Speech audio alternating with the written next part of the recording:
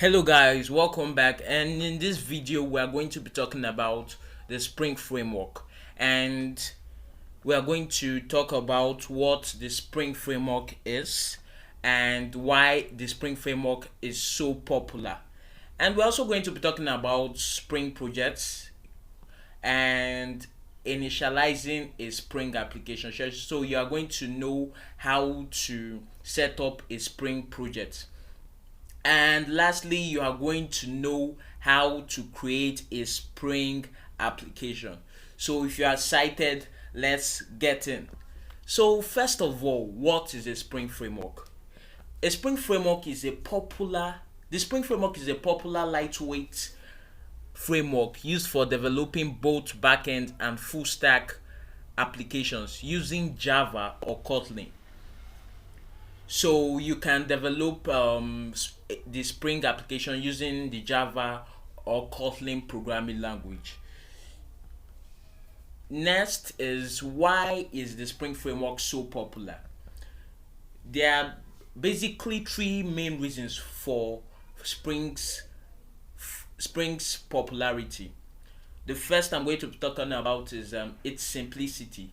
So when it comes to Spring, it helps developers create applications easily without any hurdles. So you're going to experience that throughout this course. And then it's the stability. And lastly, loose coupling. So the concept of loose coupling is one which is very, very interesting. And we're going to be talking about that in this course also, where we're going to be talking about auto wiring and dependency injection. So that said,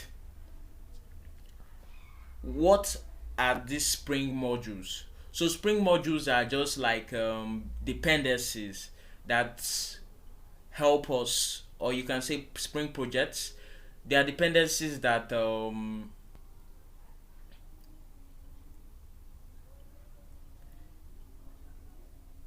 Spring modules help us create Spring applications. They are more like dependencies. So the Spring Boot is one of the Spring modules. So it helps us bootstrap the Spring application. With the Spring Boot, you don't have to write boilerplate codes.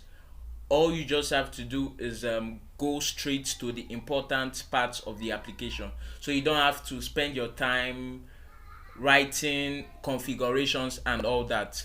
Next is the Spring Security module. As the name implies, it helps us in securing it helps us in securing our web applications. So it helps us with concepts like login and authentication, user authentication. Next is the Spring Cloud. So here you are going to be able to create, with this module, you are going to be able to create microservices in Spring. And lastly, here we have Spring Data. So you will not want your application being unable to store data, because there are some data you want to persist over a long period of time. So with this module, it helps you create persistent Spring applications. So that said, let's learn how to initialize a Spring application. And I hope you guys are excited about this. Let's go.